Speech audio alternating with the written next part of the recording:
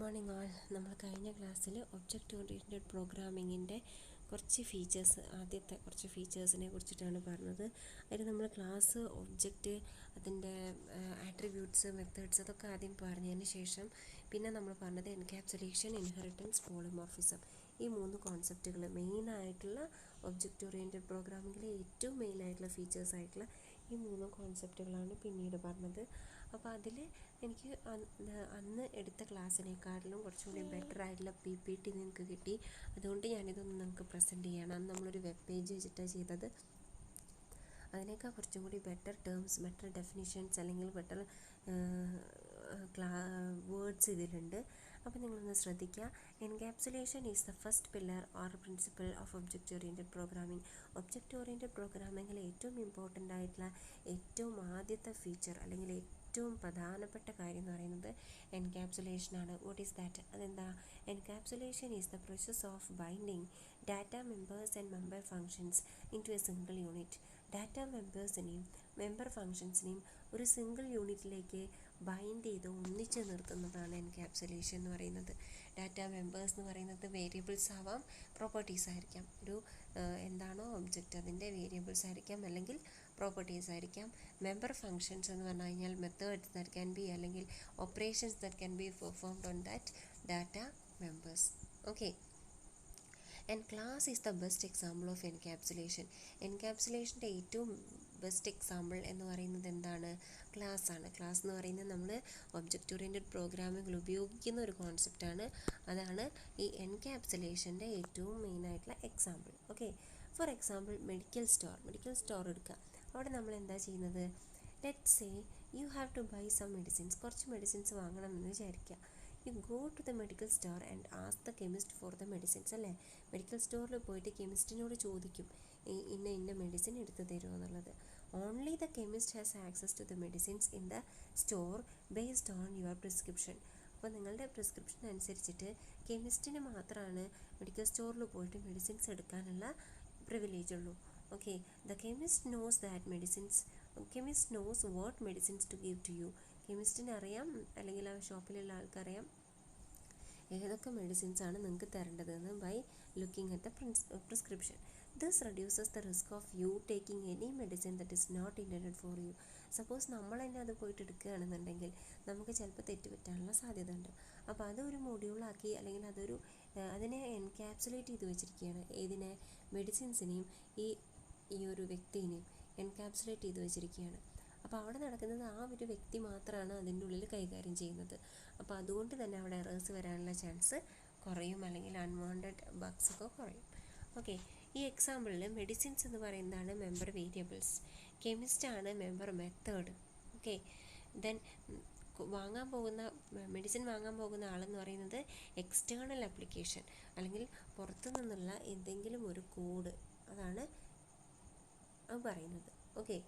ഇനി എൻകാപ്സുലേഷനിൽ വരുന്ന വേറൊരു ഫിഗർ കണ്ടില്ല? എൻകാപ്സുലേഷനിൽ പ്രൈവറ്റ് ഇൻസ്റ്റൻസ് വേരിയബിൾസ് ഉണ്ടാവും, പ്രൈവറ്റ് മെത്തേഡ്സും ഉണ്ടായിരിക്കും. അത് രണ്ടും കൂടി ഒന്നിച്ചാക്കി. അതുപോലെ തന്നെ പബ്ലിക് ഇൻസ്റ്റൻസ് വേരിയബിൾസും പബ്ലിക് മെത്തേഡ്സും അത് ഇതിൻ്റെ കൂടെ തന്നെ അല്ലെങ്കിൽ ഇതിനോട് ചേർന്നിട്ട് തന്നെ വേറെ ഒന്ന് ആഡ് ചെയ്ത് കൊടുത്തു. ദെൻ ഔട്ട്സൈഡ് ദ കോഡ്, പിന്നെ വരുന്നതൊക്കെ കോഡിന് പുറത്തുള്ളതാണ്. ഓക്കെ.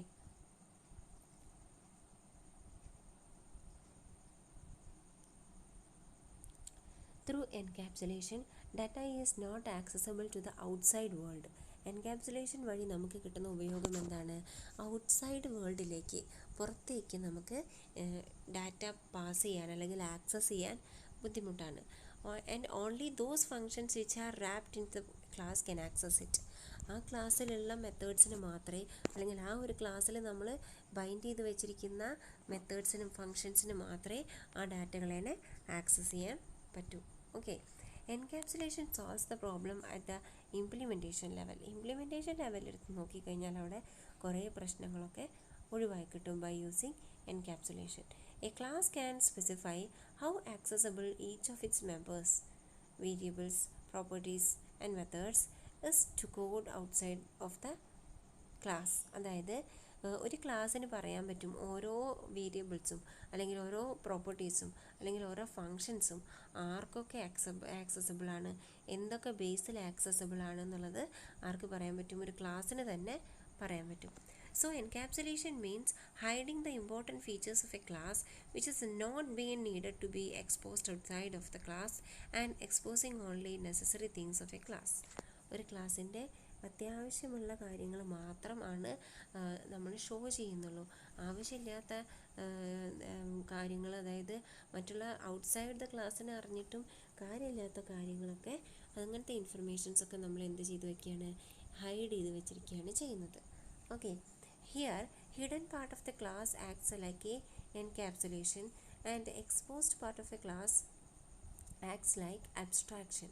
അപ്പോൾ അവിടെ വരുന്ന വേറൊരു കീ ടേമാണ് എബ്സ്ട്രാക്ഷൻ എന്നുള്ളത്. എന്താണെന്ന് നമ്മൾ അടുത്ത സ്ലൈഡുകളിൽ വരുന്നുണ്ട്. അപ്പോൾ ഇവിടെ ഹൈഡ് ചെയ്ത് വെച്ചിരിക്കുന്ന അല്ലെങ്കിൽ ബൈൻഡ് ചെയ്ത് ഒരു കൂട്ടി ഒരൊറ്റ ബണ്ടിലാക്കി വെച്ചിരിക്കുന്ന കാര്യങ്ങളെ അല്ലെങ്കിൽ ആ പ്രോപ്പർട്ടീസിനെ അല്ലെങ്കിൽ ആ ഡാറ്റേനെ നമുക്ക് എന്ത് വിളിക്കാം, encapsulation, binding of data into one. അവിടെ എൻകാപ്സുലേഷനാണ് ചെയ്യുന്നത്. പക്ഷേ ഔട്ട്സൈഡ് ദ വേൾഡിൽ, അതായത് ആ ക്ലാസ്സിൻ്റെ പബ്ലിക്കിന് ആക്സസ് ചെയ്യാൻ പറ്റുന്ന പോർഷൻ എന്ന് പറയുന്നത് that is acts like abstraction എന്നാണ് പറയുന്നത്.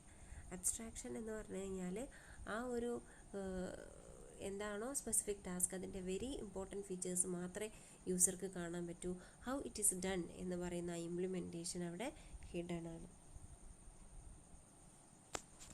ഓക്കെ, അപ്പോൾ അതാണ് എൻകാപ്സുലേഷൻ. ഇനി നമ്മൾ അന്ന് പറഞ്ഞ വേറൊരു ടോപ്പിക്കാണ് inheritance. Mechanism of deriving a new class from an old class is called inheritance or derivation. നമുക്കറിയാവുന്ന കാര്യമാണ്, പ്രത്യേകം എടുത്ത് പറയുന്നില്ല. Old class is known as base class while new class is known as derive class. അതും അറിയാവുന്നതാണ്. Inheritance is the most powerful features of OOP. ഏറ്റവും പവർഫുള്ളായിട്ടുള്ള ഒരു ഫീച്ചറാണ്, ഒരുപാട് ഗുണങ്ങളുള്ള ഒരു ഫീച്ചറാണ് ഇൻഹെറിറ്റൻസ് എന്ന് പറയുന്നത്. For example, consider an example of family of 3 members having a mother, father and son named Jack. ജാക്കിൻ്റെ ഫാദർ എന്ന് പറയുന്നത് ടോൾ ആൻഡ് ഡാർക്ക് ആണ്, മദർ എന്ന് പറയുന്നത് ഷോർട്ട് ആൻഡ് ഫെയറും. Jack is tall and fair, so he is said to have inherited the features of his father and mother respectively. Okay, through effective use of inheritance you can save a lot of time in your programming and also reduce errors. Inheritance കറക്റ്റായിട്ട് ഉപയോഗിച്ച് കഴിഞ്ഞാൽ ഒരുപാട് error കുറയും. അതുപോലെ തന്നെ നിങ്ങളുടെ പ്രോഗ്രാമിങ്ങിൽ കുറേ സമയം ലാഭിക്കാനും പറ്റും എന്നാണ് പറയുന്നത്. Which in turn will increase the quality of work and productivity. എന്തൊരു സോഫ്റ്റ്വെയർ ആണെങ്കിലും ഇൻഹെറിറ്റൻസ് ഒക്കെ ഉപയോഗിച്ച് കൃത്യമായിട്ട് ചെയ്തിട്ടുണ്ടെന്നുണ്ടെങ്കിൽ അവിടെ നിങ്ങൾ യൂസ് ചെയ്തിട്ടുള്ള, നിങ്ങൾ ഉണ്ടാക്കുന്ന പ്രൊജക്റ്റിൻ്റെ അല്ലെങ്കിൽ നിങ്ങൾ ഉണ്ടാക്കുന്ന സോഫ്റ്റ്വെയറിൻ്റെ എഫിഷ്യൻസി കൂടുമെന്നാണ് പറയുന്നത്, ക്വാളിറ്റി കൂടും. ഓക്കെ, അതാണ് inheritance. Then polymorphism. Polymorphism is A Greek term which mean ability to take more than one form, which means ability to take more than one form. എന്താണ്, എന്തിനായാലും ഒന്നിൽ കൂടുതൽ ഫോം എടുക്കാൻ പറ്റുന്നുണ്ടെങ്കിൽ അതിനെ നമ്മൾ പോളിമോർഫിസം എന്ന് വിളിക്കും. ഞാനൊന്ന് പറഞ്ഞതാണ്. Okay, for example plus is use to make sum of numbers as well as it is use to combine two strings. രണ്ട് സ്ട്രിങ്സിനെ കമ്പൈൻ ചെയ്യാനും പ്ലസ് എന്ന് പറഞ്ഞിട്ടുള്ള സൈൻ യൂസ് ചെയ്യും. അതുപോലെ തന്നെ രണ്ട് ഇൻറ്റീജേഴ്സിനെ അല്ലെങ്കിൽ രണ്ട് നമ്പേഴ്സിനെ ആഡ് ചെയ്യാനും പ്ലസ് എന്ന് പറഞ്ഞിട്ടുള്ള ആ ഒരു സിമ്പൽ യൂസ് ചെയ്യും. Okay, this is known as operator overloading. ഇതിനെ പറയുന്ന വേറൊരു പേരാണ് ഓപ്പറേറ്റർ ഓവർലോഡിങ്. ഒക്കെ നമ്മൾ ജാവയിൽ പഠിക്കാൻ പോകുന്നുണ്ട്. Okay, because same operator may behave differently on different instances. Same operator തന്നെയാണ്, പ്ലസ് തന്നെയാണ്, പക്ഷെ പല സിറ്റുവേഷനിൽ പല മാതിരി ബിഹേവ് ചെയ്യുന്നു അല്ലെങ്കിൽ പല മാതിരി റെസ്പോണ്ട് ചെയ്യുന്നു. അതിനെ നമ്മൾ പോളിമോർഫിസം എന്നും പറയാം. എസ്പെഷ്യലി പ്ലസിൻ്റെ കാര്യം എടുത്ത് നോക്കിക്കഴിഞ്ഞാൽ ദാറ്റ് ഈസ് ഓപ്പറേറ്റർ ഓവർലോഡിങ് എന്ന് നമുക്കതിനെ പറയാം. ഓക്കെ, ഇനി same way functions can be overloaded. ഇതുപോലെ തന്നെ ഇപ്പോൾ പ്ലസ് എന്ന് പറഞ്ഞുള്ളൊരു സൈനാണ് ഇവിടെ, ആ ഒരു ഓപ്പറേറ്ററാണ് ഓവർലോഡ് ചെയ്തിരിക്കുന്നത്. ഇതേപോലെ തന്നെ ഫങ്ഷൻസിനെ നമുക്ക് എന്ത് ചെയ്യാം, ഓവർലോഡ് ചെയ്യാം എന്നാണ് പറയുന്നത്. ഓക്കെ, ഫോർ എക്സാമ്പിൾ സം എന്ന് പറഞ്ഞിട്ടുള്ളൊരു ഫംഗ്ഷൻ, അതിനെ നമുക്ക് രണ്ട് രീതിയിൽ ഡിഫൈൻ ചെയ്യാം.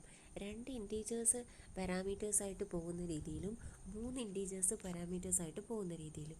അപ്പോൾ രണ്ട് ഇൻറ്റീജേഴ്സ് പാരാമീറ്ററായിട്ട് പാസ് ചെയ്താൽ it will give the sum of 2 integers. അതുപോലെ തന്നെ 3 ഇൻറ്റീജേഴ്സാണ് കൊടുക്കുന്നതെങ്കിൽ it will gives sum of 3 integers. Okay, അതുപോലെ തന്നെയാണ് single function print draws different objects. കണ്ടോ, പ്രിൻ്റ് എന്ന് പറയുന്നതിനെ നമുക്ക് എങ്ങനെയൊക്കെ ചെയ്യാം. ഇപ്പോൾ പ്രിൻ്റ് എന്ന് പറഞ്ഞിട്ടുള്ള ഒരു ഫംഗ്ഷൻ, അതിൽ തന്നെ സർക്കിളിലെ പ്രിൻ്റ് എന്ന് പറഞ്ഞാൽ സർക്കിൾ പ്രിൻ്റ് ചെയ്യാനും, റെക്റ്റാങ്കിൾ എന്ന് പറഞ്ഞിട്ടുള്ള സബ് ക്ലാസ്സിലെ പ്രിൻ്റ് എന്ന് പറഞ്ഞാൽ റെക്റ്റാങ്കിളിനെ പ്രിൻ്റ് ചെയ്യാനും, ദെൻ സ്റ്റാർ എന്ന് പറഞ്ഞിട്ടുള്ള സബ് ക്ലാസ്സിലെ പ്രിൻ്റ് ഫംഗ്ഷൻ യൂസ് ചെയ്തിട്ട് സ്റ്റാർ പ്രിൻ്റ് ചെയ്യാനുമാണ് നമുക്ക് ഉപയോഗിക്കുന്നത്. അപ്പോൾ സെയിം ഫംഗ്ഷനാണ്, but it is used for different purposes even though it is similar. Okay, ഇതാണ് പോളിമോർഫിസം എന്നുകൊണ്ട് ഉദ്ദേശിക്കുന്നത്. നെക്സ്റ്റ് നമ്മൾ ഇതുവരെ പറയാത്ത ടോപ്പിക്കിലേക്കാണ് പോകുന്നത്. That is information hiding. Information hiding എന്ന് പറഞ്ഞാൽ എൻക്യാപ്സുലേഷൻ്റെ കൂടെ തന്നെ വരുന്ന വേറൊരു ടോപ്പിക്കാണ്. Encapsulation supports information hiding by making use of the 3 access specifiers for a class. ഇൻഫർമേഷനെ ഹൈഡ് ചെയ്ത് വയ്ക്കാൻ നമ്മളെ ഹെൽപ്പ് ചെയ്യുന്നു.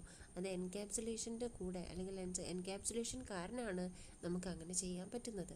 എൻക്യാപ്സുലേഷനിൽ നമ്മൾ പറഞ്ഞത് എന്താ, ഡാറ്റ മെമ്പേഴ്സിനെയും മെമ്പർ ഫങ്ഷൻസിനെയും ഒന്നിച്ച് ഒരൊറ്റ ബണ്ടിലാക്കി ബൈൻഡ് ചെയ്ത് വെക്കുന്നു. അതുപോലെ തന്നെ ആ മെമ്പർ ഫങ്ഷൻ യൂസ് ചെയ്തിട്ട് മാത്രമേ ആ ഡാറ്റ മെമ്പേഴ്സിനെ ആക്സസ് ചെയ്യാൻ പറ്റുള്ളൂ. അതാണ് എൻക്യാപ്സുലേഷൻ എന്ന് പറഞ്ഞിട്ടുള്ള ടേം കൊണ്ട് ഉദ്ദേശിച്ചത്, അല്ലേ? അതേപോലെ തന്നെ ഈ മെമ്പർ ഫംഗ്ഷൻ ഉപയോഗിച്ച് മാത്രമേ ഈ ഡാറ്റ മെമ്പേഴ്സിനെ യൂസ് ചെയ്യാൻ പറ്റൂ എന്നുള്ളതിനെ നമുക്ക് ആക്സസ് സ്പെസിഫയേഴ്സ് എന്ന് പറഞ്ഞിട്ടുള്ള ഒരു കോൺസെപ്റ്റ് വെച്ചിട്ട് നമുക്ക് പറയാം. അതായത് ഓരോ വേരിയബിളിനെ ഡിക്ലെയർ ചെയ്യുന്ന സമയത്തും അല്ലെങ്കിൽ ഓരോ മെമ്പർ ഫംഗ്ഷനെ ഡിക്ലെയർ ചെയ്യുന്ന സമയത്തും നമുക്കത് പബ്ലിക് ആണോ പ്രൈവറ്റ് ആണോ പ്രൊട്ടക്റ്റഡ് ആണോ എന്നുള്ള ഒരു കീവേഡ് കൊടുക്കാം.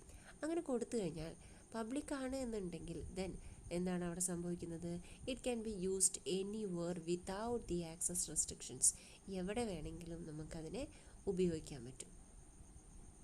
ഓക്കെ, അതുപോലെ തന്നെ ഇഫ് ഇറ്റ് ഈസ് പ്രൈവറ്റ് ആണെങ്കിലോ it can be used only by the members and friends of the class. അതായത് ഫ്രണ്ട് ഫംഗ്ഷൻ എന്ന് പറഞ്ഞിട്ടുള്ള ഒരു ടൈപ്പ് ഓഫ് റിലേഷൻഷിപ്പ് ഉണ്ട്. അത് നമ്മൾ പിന്നെയുള്ള മോഡ്യൂളുകളിലായിരിക്കണം പഠിക്കുന്നത്. അങ്ങനെ ഫ്രണ്ട് ഫംഗ്ഷൻ ആയിട്ടുള്ള ക്ലാസ്സുകൾക്കും അതുപോലെ തന്നെ ആ സെയിം ക്ലാസ്സിലെ മെമ്പേഴ്സിനും മാത്രമാണ് പ്രൈവറ്റ് മെമ്പേഴ്സിനെ ആക്സസ് ചെയ്യാൻ പറ്റുള്ളൂ. ഓക്കെ, ഇനി അടുത്തതാണ് പ്രൊട്ടക്റ്റഡ് എന്ന് പറഞ്ഞു കഴിഞ്ഞാൽ എന്താ, it can be used only by the members and friends of a class and the members and friends of classes derived from the class. അതായത് ആ പെർട്ടിക്കുലർ ക്ലാസ്സിൽ നിന്ന് ഡിറൈവ് ചെയ്തിട്ടുള്ള ഏതെങ്കിലും ക്ലാസ്സുകളുണ്ടെങ്കിൽ അതിലത്തെ ആൾക്കാർക്കും അതുപോലെ തന്നെ അവരുടെ ഫ്രണ്ട് ക്ലാസ്സസിനും കൂടിയും എന്ത് ചെയ്യാം, ഈ ഒരു പെർട്ടിക്കുലർ മെമ്പറിനെ യൂസ് ചെയ്യാൻ പറ്റും. ഓക്കെ, അതാണ് 3 ടൈപ്പ് ആക്സസ് സ്പെസിഫയേഴ്സ്. ഈ ആക്സസ് സ്പെസിഫയേഴ്സ് യൂസ് ചെയ്തിട്ടാണ് നമ്മൾ ഇൻഫർമേഷൻ ഹൈഡിങ് ചെയ്യുന്നത്. ഇൻഫർമേഷൻ ഹൈഡിങ് എന്ന് പറഞ്ഞാൽ it's the primary criteria of system modularization. Modularization ചെയ്യണമെന്നുണ്ടെങ്കിൽ അതിൽ ഏറ്റവും ആദ്യം വേണ്ടത് ഇൻഫർമേഷൻ ഹൈഡിങ് ആണ്. And should be concerned with hiding the critical decisions of OOP designing. അതായത് ഏറ്റവും മെയിനായിട്ടുള്ള കാര്യങ്ങൾ, ഒരു പ്രോഗ്രാമിങ്ങിൽ ഏറ്റവും മെയിനായിട്ടുള്ള കാര്യങ്ങളെ, ഇമ്പോർട്ടൻ്റ് ആയിട്ടുള്ള കാര്യങ്ങളെ എന്ത് ചെയ്തു വയ്ക്കുന്നു, ഹൈഡ് ചെയ്ത് വയ്ക്കുകയാണ് ചെയ്യുന്നത്. Information hiding isolates the end users from the requirement of intimating knowledge of the design for the usage of a module. അതായത് എൻഡ് യൂസേഴ്സിന് ഇതൊന്നും പ്രോഗ്രാമിങ്ങും കോഡിങ്ങും അതിൻ്റെ ഡിസൈനും ഒന്നും അറിയാത്ത എൻഡ് യൂസേഴ്സിന് വരെ ഈ ഒരു പ്രൊജക്റ്റ് അല്ലെങ്കിൽ ഈ ഒരു പ്രൊഡക്റ്റ് എന്തെങ്കിലും ഒരു സോഫ്റ്റ്വെയർ ഉപയോഗിക്കണമെന്നുണ്ടെങ്കിൽ അതിനെ ഹെൽപ്പ് ചെയ്യുന്നത് ഇൻഫർമേഷൻ ഹൈഡിങ് ആണ്. സപ്പോസ് ഒരു ഡാറ്റ കൊടുത്തിട്ട് അതിനെ എങ്ങനെ പ്ലസ് ചെയ്യുന്നു എന്നുള്ളതൊക്കെ അറിഞ്ഞിട്ട് വേണം ആ സോഫ്റ്റ്വെയർ ഉപയോഗിക്കാനെന്നുണ്ടെങ്കിൽ ആ യൂസറിനത് ഉപയോഗിക്കാൻ പറ്റുമോ? ഇല്ല. ജസ്റ്റ് 2 വാല്യൂ കൊടുത്താൽ സമ്മ് കിട്ടുന്നുണ്ട് എന്നുള്ള ആ ഒരൊറ്റ നോളജ് മാത്രമേ ആർക്കുള്ളൂ, എൻഡ് യൂസറിനുള്ളൂ. അപ്പോൾ ഇവിടെ ഇറ്റ് ഐസൊലേറ്റ്സ് ദ എൻഡ് യൂസേഴ്സിനെ മാറ്റി നിർത്തണു from the requirement of intimating knowledge of the design for the usage of a module. ഒരു മൊഡ്യൂൾ ഉപയോഗിക്കണമെങ്കിൽ അതിൻ്റെ ഡിസൈൻ എങ്ങനെയാണ്, അതിൻ്റെ പെർഫോമൻസ് ബാക്ക്ഗ്രൗണ്ട് എങ്ങനെയാണ് ഫങ്ഷൻ ചെയ്യുന്നത് എന്നൊക്കെ പഠിച്ചിട്ട് വേണം സോഫ്റ്റ്വെയർ ഉപയോഗിക്കാൻ എന്നുണ്ടെങ്കിൽ അത് ഒരിക്കലും നമുക്ക് ആക്സസിബിൾ ആയിരിക്കില്ല, അല്ലെങ്കിൽ ഫീസിബിൾ ആയിരിക്കില്ല. അപ്പോൾ ആ ഒരു എൻഡ് യൂസറിനെ മാറ്റി നിർത്താൻ, എൻഡ് യൂസർക്ക് പോലും ഈസി ആയിട്ട് ഉപയോഗിക്കാൻ പറ്റുന്ന രീതിയിലാക്കി മാറ്റാൻ വേണ്ടിയിട്ടാണ് ഇൻഫർമേഷൻ ഹൈഡിങ് ഉപയോഗിക്കുന്നത്. It restricts direct exposure of ഡാറ്റേനെ ഡയറക്റ്റായിട്ട് പ്രദർശിപ്പിക്കുന്നത്, അതായത് എല്ലാവർക്കും ഡാറ്റേനെ ആക്സസ് ചെയ്യാൻ പറ്റുക എന്നുള്ളൊരു കോൺസെപ്റ്റിനെ ഒഴിവാക്കുന്നു. Okay, data is accessed indirectly using safe mechanism. ഡാറ്റേനെ ആക്സസ് ചെയ്യാനൊക്കെ പറ്റും, അത് ഇൻഡയറക്റ്റ് ആക്സസ് ആണ്, ഡയറക്റ്റായിട്ട് എല്ലാവർക്കും പോയിട്ട് ഡാറ്റേനെ എടുക്കാൻ പറ്റില്ല. Using A safe mechanism, that is methods in case of programming object. എന്തെങ്കിലും ഒരു മെക്കാനിസം, സേഫ് മെക്കാനിസം യൂസ് ചെയ്തിട്ടാണ് നമ്മൾ ആ ഡാറ്റ മെമ്പേഴ്സിനെ ആക്സസ് ചെയ്യുന്നത്. ഇവിടെ ഒബ്ജക്റ്റ് ഓറിയൻറ്റഡ് പ്രോഗ്രാമിംഗ് പറഞ്ഞതുകൊണ്ട് അവിടുത്തെ ആ സേഫ് മെക്കാനിസം എന്ന് പറയുന്നത് എന്താ, ആ ക്ലാസ്സിലുള്ള മെമ്പർ ഫങ്ഷൻസിനെ ഉപയോഗിച്ചിട്ടാണ്. Okay, taking bike as an example, general example ആണ് പറയുന്നത്. We have no access to the piston directly, we can use start button to run the പിസ്റ്റണുമായിട്ട് അല്ലെങ്കിൽ അതിൻ്റെ മെഷീനിലെ വർക്കിങ്ങുമായിട്ടൊന്നും നമുക്ക് യാതൊരു ബന്ധവുമില്ല. ജസ്റ്റ് ഒരു ബട്ടൺ പ്രസ്സിൽ ബൈക്ക് സ്റ്റാർട്ടായി കിട്ടും. You can understand the advantage of information hiding concept from this example. അപ്പോൾ അതായത് സപ്പോസ് നമ്മുടെ കയ്യിലൊരു ബൈക്ക് കിട്ടി, ആ ബൈക്ക് സ്വിച്ച് അമർത്തി കഴിഞ്ഞാൽ അത് എങ്ങനെ സ്റ്റാർട്ട് ആവുന്നു എന്നുള്ളത് നമ്മൾ ആദ്യം പഠിച്ചിട്ട് വേണം അത് ഉപയോഗിക്കണം എന്നുണ്ടെങ്കിൽ നിങ്ങൾ എപ്പോഴെങ്കിലും ബൈക്ക് ഓടിക്കാൻ നിൽക്കുമോ? ഇല്ല അല്ലേ? ഇതിപ്പോൾ ജസ്റ്റ് ഒരു സ്വിച്ച് ഓൺ ആകുമ്പോൾ തന്നെ ആ വണ്ടി ഓൺ ആവുന്നുണ്ട്. അതുകൊണ്ടാണ് നിങ്ങൾക്കത് ഉപയോഗിക്കാൻ പറ്റുന്നത്, എൻഡ് യൂസറിന് ഉപയോഗിക്കാൻ പറ്റുന്നതാണ് നേരത്തെ പറഞ്ഞ കാര്യം. Okay, if a bike manufacturer allows direct access to piston, it would be very difficult to control actions on the piston. അതാണ്, ഡയറക്റ്റ് ആയിട്ട് പിസ്റ്റണിൽ തൊടാൻ എല്ലാവർക്കും അനുവാദം കൊടുത്താൽ പലരും അതിൽ പല മാറ്റങ്ങളും വരുത്തും, പല എറേഴ്സും വരുത്തും. അതുകൊണ്ടാണ് അതിനെ പബ്ലിക്കാക്കി വെക്കാതെ ആ ഒരു മെമ്പർ ഫങ്ഷൻസിലൂടെ മാത്രം ആക്സസ് ചെയ്യാനുള്ള ഒരു സിറ്റുവേഷനാക്കി വെച്ചത്. ആ ഒരു ടേമിനെ അല്ലെങ്കിൽ ആ ഒരു ഗെറ്റപ്പിനെയാണ് നമ്മൾ എന്ത് വിളിക്കുന്നത്, ഇൻഫർമേഷൻ ഹൈഡിങ് എന്ന് പറഞ്ഞ് വിളിക്കുന്നത്. ഓക്കെ, നെക്സ്റ്റ് ടോപ്പിക്കാണ് abstraction. Abstraction refers representation of necessary information without including more details or explanations. നേരത്തെ പറഞ്ഞ സെയിം കാര്യമാണ്, പക്ഷെ പറയുന്ന ആ ഒരു വ്യൂ പോയിൻ്റ് വ്യത്യാസമുണ്ട്. നേരത്തെ നമ്മൾ ഇൻഫർമേഷൻ ഹൈഡിങ് എന്ന് പറഞ്ഞു കഴിഞ്ഞാൽ ഫ്രം ദ സൈഡ് ഓഫ് പ്രോഗ്രാമിൻ്റെ സൈഡിൽ നോക്കിക്കഴിഞ്ഞാൽ എന്താണ് ഇൻഫർമേഷൻ ഹൈഡിങ് എന്നാണ് ചോദിച്ചത്. ഓക്കെ, പറഞ്ഞത്. ഇനി അബ്സ്ട്രാക്ഷൻ എന്ന് പറഞ്ഞു കഴിഞ്ഞാൽ നെസസറി ഫീച്ചേഴ്സിനെ മാത്രം റെപ്രസെൻ്റ് ചെയ്യുക, അല്ലാത്തത് എന്ത് ചെയ്യുക, അതിൻ്റെ ഉള്ളിൽ ഹൈഡ് ചെയ്ത് വയ്ക്കുക. Okay, only necessary features should be represented. Okay, data abstraction is a programming technique that relies on the separation of interface and implementation. Interface-നെയും implementation-നെയും എന്ത് ചെയ്യണം, സെപ്പറേറ്റ് ചെയ്യണം. Okay, when you press a key on your keyboard, the character appears on the screen. You need to know only this, but how exactly it works based on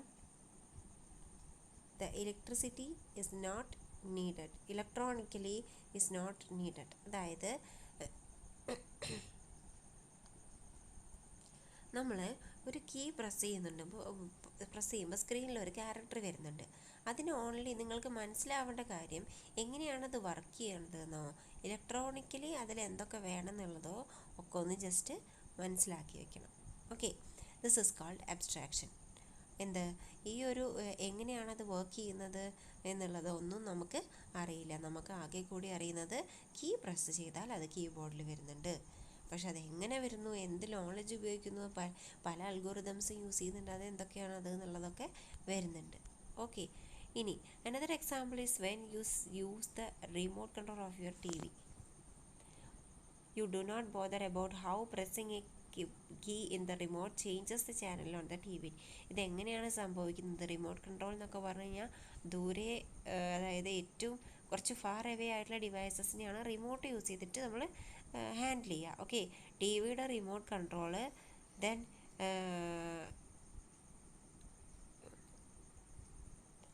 okay, ആ key press ചെയ്യുമ്പം അതെങ്ങനെയാണ് channel മാറുന്നത് എന്നുള്ളതൊന്നും നമുക്കറിയേണ്ട ആവശ്യമില്ല. Just key press മാത്രമേ അറിയേണ്ട ആവശ്യമുള്ളൂ. അപ്പോൾ അതാണ് അബ്സ്ട്രാക്ഷൻ എന്ന് പറയുന്നത്. Okay, next